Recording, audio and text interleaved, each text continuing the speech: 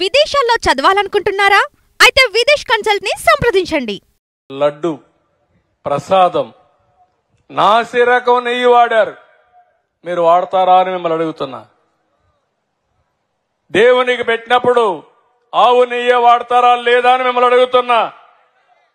అలాంటిది 320 రూపాయలకు నెయ్యి వస్తుందని నాసి రకం వెజిటబుల్ ఫ్యాట్ అని ఎనిమల్ ఫ్యాట్ అని అలాంటివన్నీ దాన్ని కల్తీ నెయ్యి తీసుకొచ్చి దేవుడికి నైవేద్యం పెట్టే పరిస్థితికి వచ్చారు.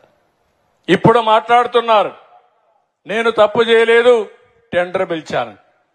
మీ ప్రభుత్వం పిలిచింది, మీరు పిలిచారు. 320 రూపాయలకు నెయ్యి ఇస్తున్నారంటే ఆలోచించే పని లేదా? 500 రూపాయలు ఉంది. ఆవు నెయ్యికి 500 రూపాయలు కనీసం ఉంది. అలాంటిది 320 రూపాయలు పేరు పెట్టి ఏదైతే కల్తీ నెయ్యని ప్రజల మనోభావాలతో ఆడుకునే విధంగా ఆ నెయ్యి తీసుకొస్తే ఆ మధ్యలో మీరు ఎవరన్నా కొండకు పోయారా? తిరుమలకు పోయారా? ప్రసాదం తిన్నారా? ఒకప్పుడు వైఎస్ఆర్ కాంగ్రెస్ పార్టీలో ఆ ప్రసాదం బాగుందా అని అడుగుతున్నా మిమ్మల్ని. బాగా లేదని వాళ్ళు చేలిపైకి ఎత్తండి. భోజనాలు కూడా బాగాలేవు, దర్శనాలు కూడా బాగాలేవు. పండుగ పోవడం మానేశారు. ఏం తల్లి ఇప్పుడు పోయి చూడు. కొత్తగా నేను ముఖ్యమంత్రి అవుతానే మొదటి రోజునే ఒక ఆఫీసర్ని వేశాను, శ్యామలరావు గారిని. ఒకే మాట చెప్పి పంపించాను. మళ్లీ నేను శభాషణాలంటే ప్రజలు మెచ్చుకునే పరిపాలన, దేవునికి సేవ చేయమని చెప్పి ఆయన పంపించా. ఈ రోజు నెయ్యి అంతా కూడా మార్చాడు. ఏదైతే కర్ణాటక ఫెడరేషన్ నందిని ఉందో ఆ నందిని నెయ్యి కొన్నాడు. ఇప్పుడు ప్రసాదం తిన్నారా అని మిమ్మల్ని అడుగుతున్నా. తిన్నారా ప్రసాదం? అప్పటికిప్పుడు బాగుందా లేదా అని అడుగుతున్నా మిమ్మల్ని. బాగుందంటే చేలిపైకెత్తండి. ఇది సైకో, నువ్వు చెప్పే మాటలకు వ్యత్యాసం. ప్రజలు అడుగుతున్నారు ఇప్పుడు మా మనోభావాలు దెబ్బతీశారని. మనోభావాలు దెబ్బతీసినప్పుడు నాసిరకం నెయ్యి తీసుకొచ్చి కల్తీ నెయ్యి తీసుకొచ్చి ఇష్టానుసారంగా చేసి క్షమించడాన్ని నేరం చేస్తే వదిలిపెట్టాలని మిమ్మల్ని అడుగుతున్నా. వదిలిపెట్టమంటారని మిమ్మల్ని అడుగుతున్నా. నంగనాచిగా మాట్లాడుతున్నారు. ఇక్కడే ఉన్నాడు మీ జిల్లాలో ఒక ఆయన చైర్మన్.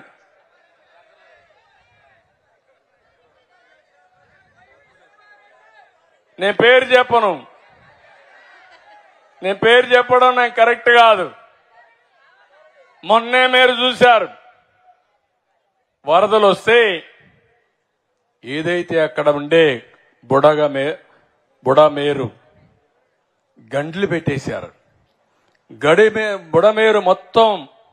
గతంలో చంద్రబాబు నాయుడు ప్రభుత్వం 5 సార్లు ఉండగా సేమ్ మేమైతే ఎలా అయితే టెండర్లు పిలిచామో అదే రకంగా చంద్రబాబు నాయుడు కూడా టెండర్లు పిలిచి ఆ 5 సంవత్సరాల్లో 4 బిడ్డలుంటే 4 కంపెనీలకు 4 సార్లు ఇచ్చాడు.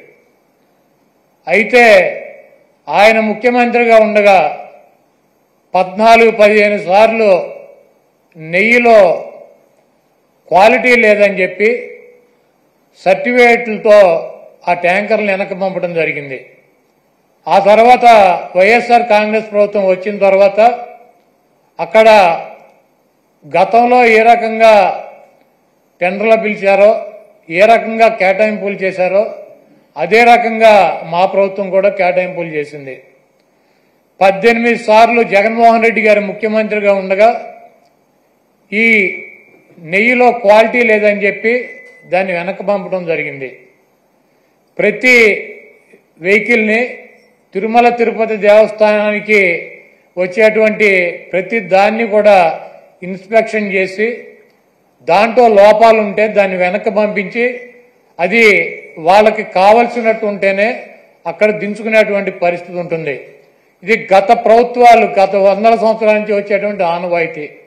దాని ప్రకారమే చంద్రబాబు ముఖ్యమంత్రిగా ఉన్నా, జగన్మోహన్ రెడ్డి గారు ముఖ్యమంత్రిగా ఉన్నా, అంతకుముందు వేరే ముఖ్యమంత్రులు ఉన్నా కూడా ఈ క్వాలిటీ లేనటువంటి నెయ్యి కావచ్చు, ఇతర ఆహార పదార్థాలనే రిజెక్ట్ చేసి వెనక్కి పంపినటువంటి సందర్భాలు కోకొల్లలు ఉన్నాయి. అదే విధానంగా చంద్రబాబు నాయుడు ముఖ్యమంత్రి అయిన తర్వాత 4వ తారీఖు జగన్మోహన్ రెడ్డి గారు జూన్ 4న ఆయన రాజీనామా చేశాడు ఈ రాష్ట్రానికి ముఖ్యమంత్రిగా. జూలై 17వ తారీఖు వరకు అనేక ఆహార తినుబండారాలు, ఆహారాన్ని సరఫరా చేసేటువంటి టెండర్లో తీసుకున్నటువంటి కాంట్రాక్టర్లో నెయ్యి సప్లై చేశారు, ఆహార పదార్థాలు సప్లై చేశారు.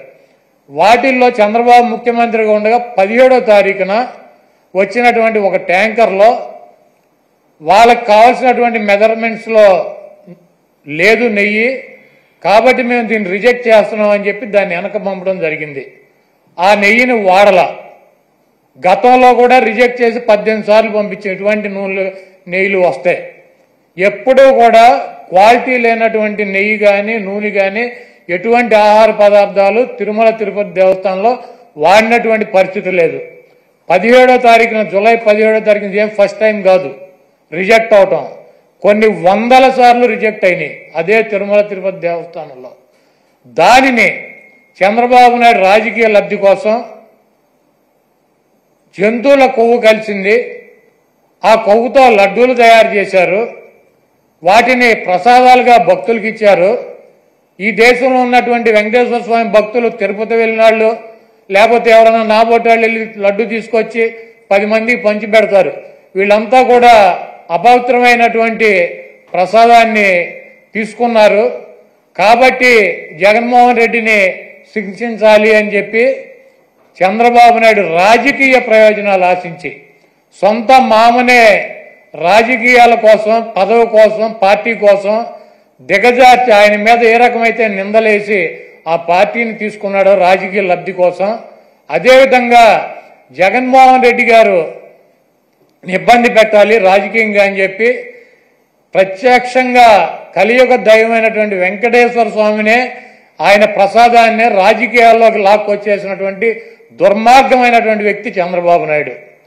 ఈరోజు ఇటువంటి దుర్మార్గం చేసి ఆలయ ప్రతిష్టని, వెంకటేశ్వర స్వామి విశిష్టతని దెబ్బతీసినటువంటి ఈ చంద్రబాబు నాయుడు గారికి బుద్ధి రావాలని చెప్పి, దీనిలో ఎటువంటి తప్పు జరగలేదన్నది ప్రజలకి తెలవాలని చెప్పి 1కి 10 సార్లు చెబుతున్నాం. ఎందుకంటే ఆ ప్రసాదం సేవించినటువంటి ఏ భక్తుడు కూడా కల్తీ ప్రసాదాన్ని తీసుకోవాలా, అక్కడ రిజెక్ట్ అవుతుంది. మొన్న వచ్చినటువంటి వెహికల్ కూడా ఆయన ముఖ్యమంత్రిగా ఉండగా వచ్చినటువంటి వెహికల్ కూడా రిజెక్ట్ అయ్యి వెనక్కి వెళ్ళింది, అది వాడల. అటువంటి పొరపాటు తిరుమల తిరుపతి దేవస్థానంలో జరగడానికి అవకాశం ఉండదు. అక్కడ ఉన్నటువంటి బోర్డు కానీ, అక్కడ ఉన్నటువంటి ల్యాబులు కానీ, అక్కడ ఉన్నటువంటి ఉద్యోగులు కానీ ప్రతి వస్తువుని టెస్ట్ చేసే లోపలికి అనుమతి ఇచ్చేటువంటి పరిస్థితి ఉంటుంది. రిజెక్ట్ అయిన సందర్భాలు కోకొల్లలో ఎవరూ కూడా మేమేదో అపచారం చేశామనో, లేకపోతే జంతువులు కొవ్వు కలిసినటువంటి ఆహారం తిన్నామనో ఎవరూ కూడా బాధపడాల్సినటువంటి అవసరం లేదు. ఇది గతంలోనూ జరిగింది, ఇది ప్రాసెస్ జరుగుతూనే ఉంటుంది. ఎక్కడా కూడా ఏ ల్యాబ్ కూడా డైరెక్ట్గా దీంతో పశువులకు సంబంధించినటువంటి కొవ్వు కలిసిందని చెప్పి ఇవ్వాల. ఇలా జరిగి ఉండొచ్చు, అలా జరిగి ఉండొచ్చు. దీని మీద ఇంకా క్షుణ్ణంగా పరిశీలించాలని చెప్తే ఆ పనికిమాలిన రిపోర్ట్ ఒకటి తీసుకొచ్చి ఇది జరిగిపోయింది, తినేశారు, వండేశారు, స్వామికి పెట్టేశారు అని చెప్పి ఒక దేవుణ్ణి అడ్డం పెట్టుకుని రాజకీయాలు చేయడానికి దిగజారిపోయినటువంటి వ్యక్తుల్ని ఏమనాలి? ఇటువంటి వ్యక్తి ఈ రాష్ట్రానికి ముఖ్యమంత్రి. అంత ప్రతిష్ట కలిగినటువంటి గుడిని, అన్ని మహిమలు కలిగినటువంటి ఆ స్వామిని రాజకీయాల కోసం ఎవడన్నా అన్నం తినేవాడు బజారు లాగుతాడా? చంద్రబాబు నాయుడు భక్తుడా? నాకు 50 సంవత్సరాలు, 50 సంవత్సరాలు 40 సార్లు నేను తిరుపతి వెళ్ళా, 20 సార్లు గుండు కొట్టించుకున్నా, 15 సార్లు కింద నుంచి నడిచి వెళ్ళా, ప్రతి సంవత్సరం వెళ్తా. చంద్రబాబు నాయుడు ఎన్నిసార్లు గుండు కొట్టించుకున్నాడు అక్కడికి వెళ్ళి?